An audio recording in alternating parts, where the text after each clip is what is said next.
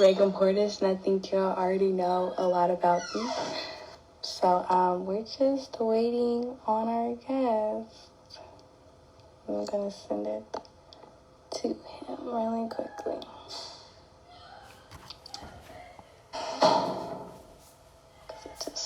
I want to go ahead and get it figured out before 6. And my previous guest had to cancel. The person I was on the flyer, the Miss Alabama junior team, had to cancel. But I did get somebody else on the live. Okay, there he is.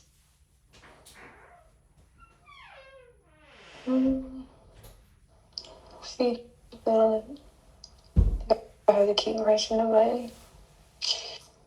Okay. Hey. How you doing today?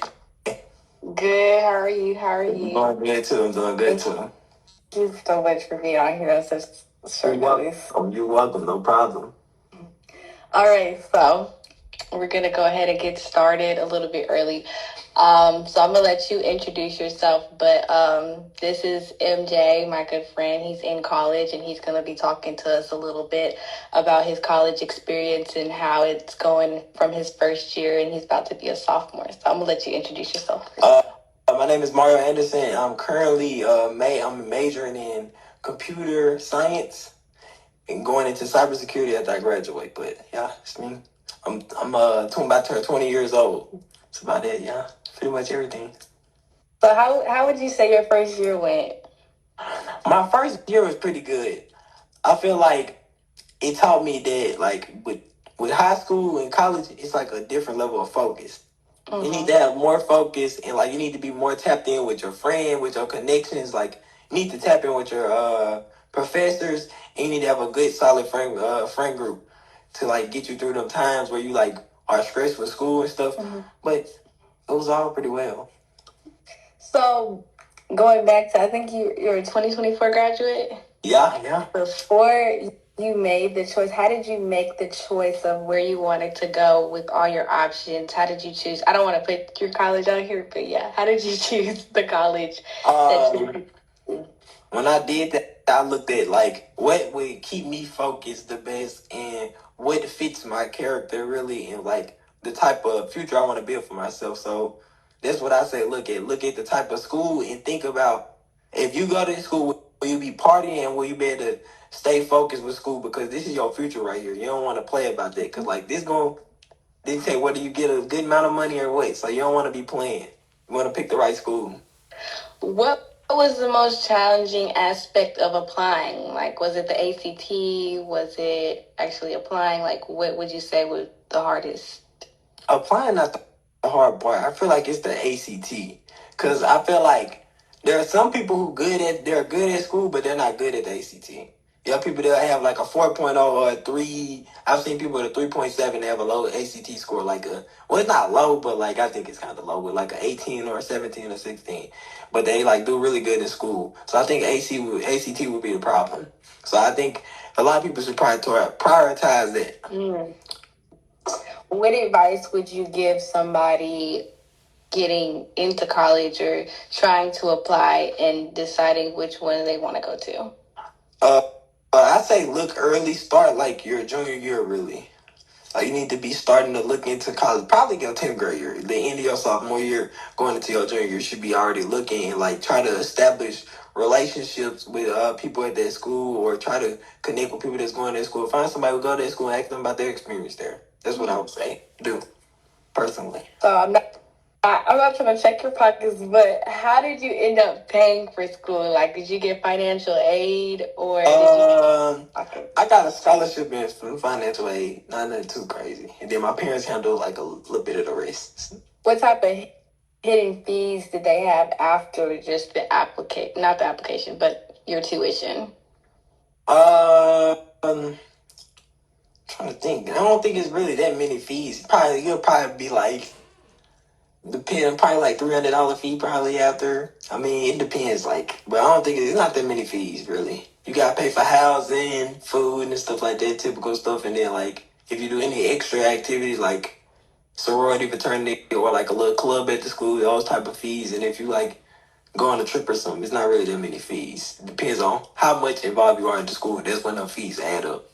So do you stay on campus? Yes, I stay on campus. How was that, Britt? Like, how was that experience different from staying at home and going to school and then going to college and living on campus? So, I'm in a public school. Well, it's private, but they're transitioning into a public school. So in 2026, it will be becoming a public school. So I'll be welcoming all students. So I guess to get that that government money. But wait, what was your question again? I forgot when I saw that.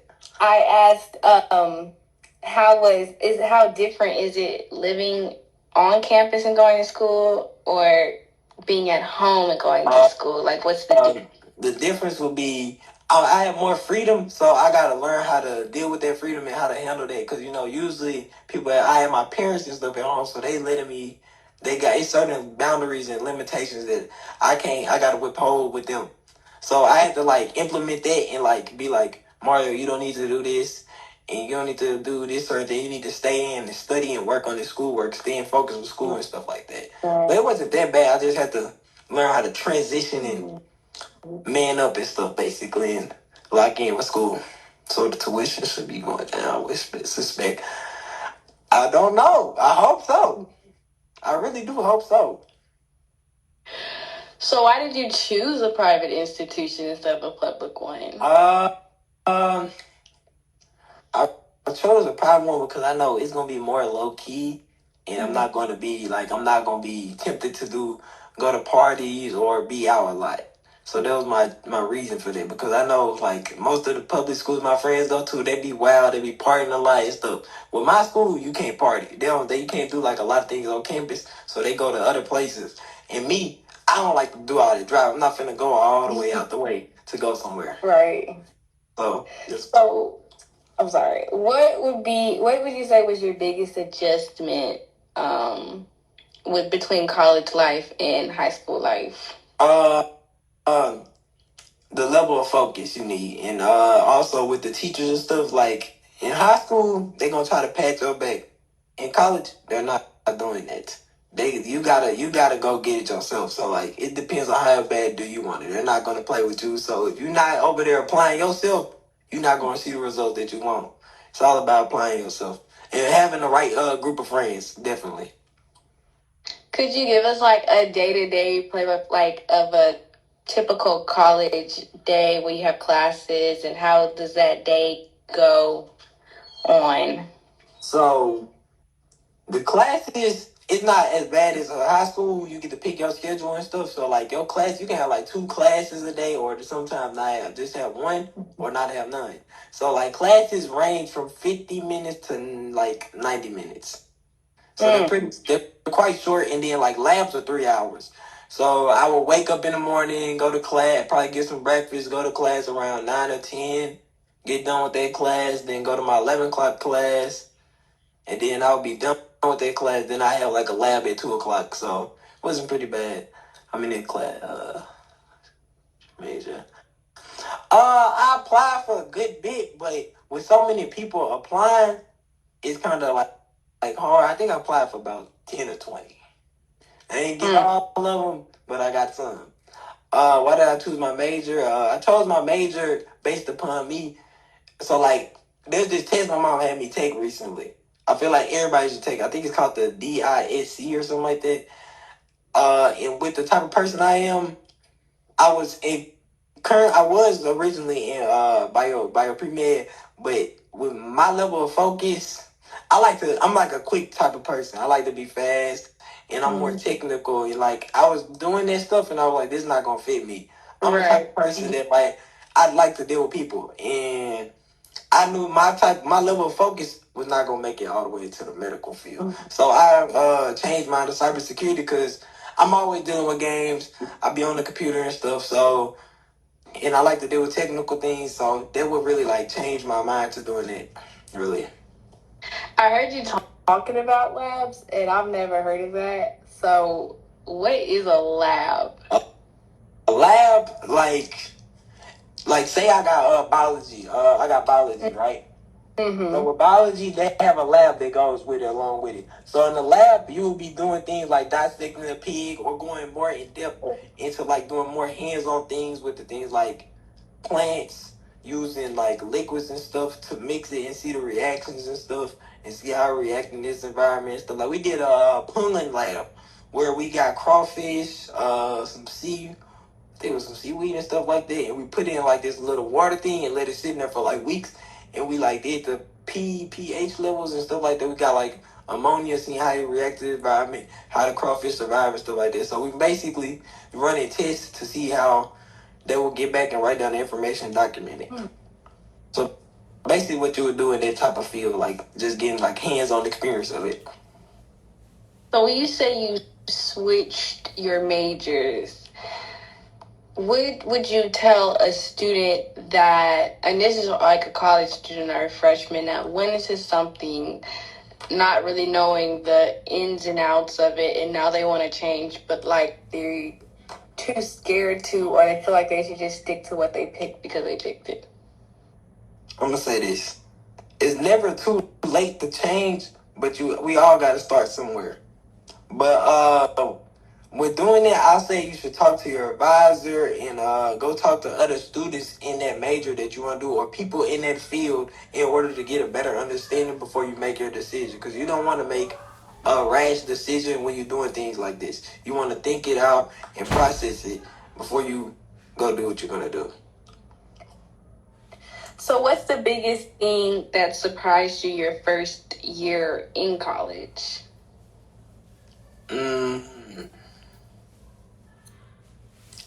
The first thing, that is a good question. What did surprise me? What surprised me was the level of work.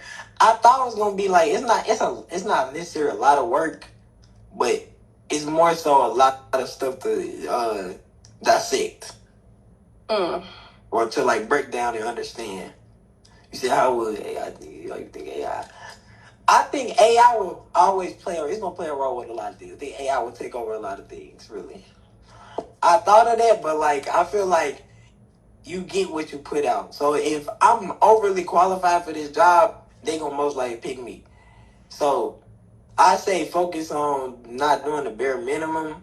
AI gonna be a role in every job, but like you still gotta like think about they gonna still need certain people to do certain things. So I'm not too much really worried about AI affecting my career, but it definitely with me being in cybersecurity, they definitely will have like programs learning how to hack the thing and like block certain things coming into the servers and stuff. But I'm not really too much worried about it, but it definitely would affect a lot of careers and stuff. So this is kind of circling back into applying, but what would you wish somebody had told you when you first applied for college? What I wish they would have told me. I wish they would have told me to make sure do not like play so much and like get around the right people, like connect with your professors and classmates, because those connections are going to be vital to your work ethic, and those connections are going to be vital to your success with school. Having the right people, because you might not understand something, another person might be able to put it in a way to where you can understand it. And those connections with those professors will help you, like, you can get ahead of the game by talking to your professors, seeing what, and staying on top of your, like, work and stuff. So really just that, dealing with the professors and making good connections with people so they can go farther and get a better understanding of things. And I think I think I remember you telling me one day that you did dual credit. Am I correct? Mm-hmm. So could you explain to us what dual credit is and what is the benefit of dual credit? So with dual credit, that knocks out some of the classes and the hours that you need in order to get your degree. I think that's a very good thing to definitely do. I would recommend everybody try to do dual credit while you're in high school, because that knocks out some of the classes you got to take in college, so you can be more than prepared when you get to college, so you can get a gist of what college feels like before you get there. But dual credit is basically taking college classes while you're in high school and getting credit hours for college. So what's the process of applying for dual credit when you're at a high school? So when you do that, like they're gonna tell you to go, you're gonna go sign up So you gonna have like a school around you, and they're gonna tell you to sign up on their website, and they're gonna give you like a login and stuff. You got to put all your information in there, and then later on, I think they put it on like our Canvas and stuff like that. And they put it on our Canvas, and we just do the work at school, and then we get like two different grades. You get a grade for school, which is like your grade for high school is gonna be curved, and then you got a grade for like the college. So like, I think mine was like I had took college algebra, and like I think I ended with like an A+ in there. But yeah, it was it's pretty simple. It's not too hard. It's not too difficult. But yeah, Advanced. no. I mean, well, I'm good at math, so like it wasn't too hard for me. But dual credit, that's definitely a great thing to do. Everybody should do that when they're in high school if they can. What's the difference between that and AP classes? Because I know a lot of people take AP classes. AP classes is advanced placement classes. I think like those I took one, but I really don't remember what was the credit to your school. What is your no? My dual credit. But let me finish your question first. The AP classes are like advanced placement classes. I think that that's also help toward college too. I think the advanced placement classes are will also help with college. Like I took what is it? Macro or micro, learning about economics and stuff like that. And I learned about and I took like an AP class. I think it helps towards college. I'm pretty sure. If I'm not mistaken. Y'all don't quote me on that. You might have to search that up. I'm not pretty sure on that. But my dual credit was through my school. Like I was at school. I ain't have to leave the school. So I did it in a class with a bunch of other students, and we took tests, did homework and stuff like that. And she put the grades on our campus. She put the grades in the college canvas.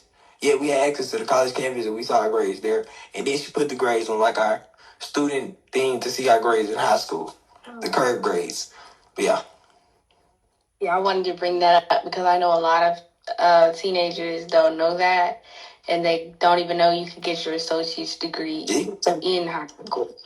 I think I seen like I was on Instagram recently. I saw a dude. He ended up getting his associate's degree before he even graduated high school. So you can definitely do that. Do it if you can. Do it. Is it an extra fee, or is it? Oh, it's extra. Yeah, it's an extra fee. I think we'll have to pay like $200, $300. Oh, that's not bad. Not too crazy.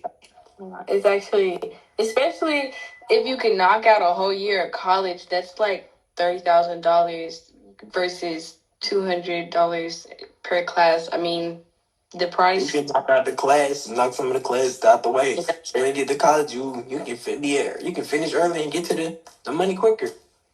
So, are you in any clubs or fraternities at your college, or are you looking to be in one?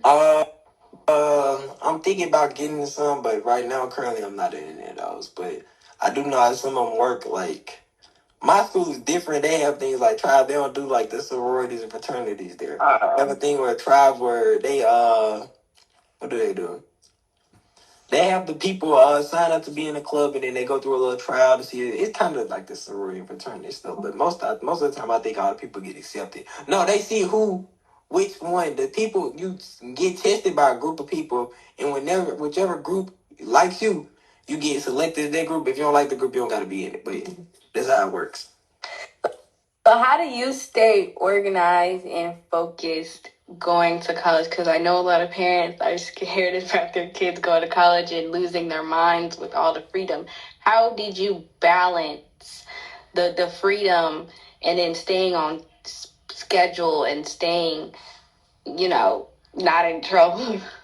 I really recommend that you get a calendar and hang around a group of people. Like you're gonna have to like step outside your comfort zone. I know like a lot of people they get to college and just start wilding out doing all type of things, but you gotta stay focused and like they be sacrificing what is it, temporary happiness instead of getting long term happiness.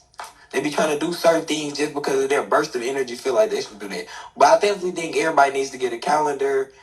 Definitely get a calendar so it can be organized and right out your like daily schedule and just add some things. Like I made one. I made me a little calendar. I'm thinking about getting a wall calendar though.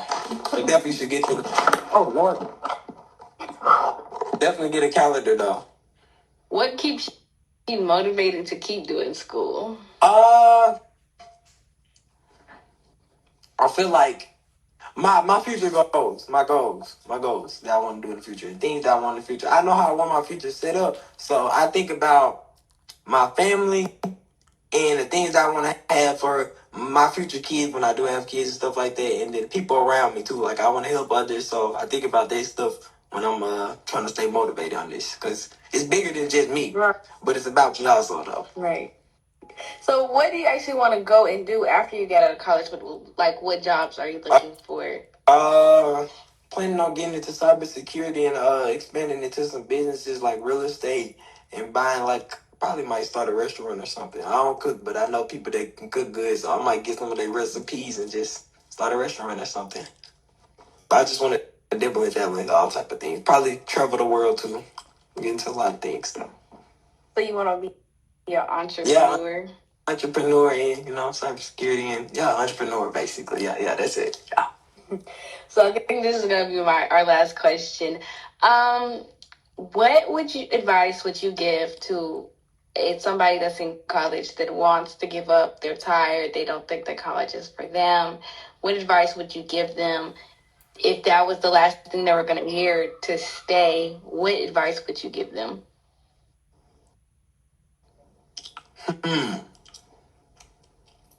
What advice would I give them? Even though life can be hard, everybody have their ups and downs, but you gotta think about little you, your purpose and your future and your family.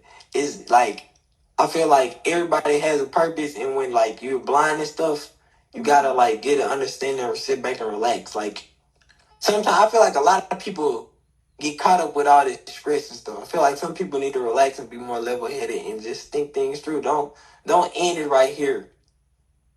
Don't. It's gonna get better. It's gonna get better. It's gonna get better. I promise. Oh, put a period where God put a comma. I don't know what happened. I think he muted. I think it muted. Hello? I don't know what happened. Did I cut out? Did I cut out? You're back. You're back. Wait, did you hear that? Or No. It's light at the end of that tunnel. Do not give up. That's what I would tell them. You have a purpose out there for you. And you are meant to succeed. That's what I would tell them. That's really good advice. Well, thank you so much for joining. I'm not going to hold too much of your time during this summer, and I thank you for coming on here in such short notice. But I'm going to see you later. Problem. Thanks for having me. See you later. Bye. Bye-bye.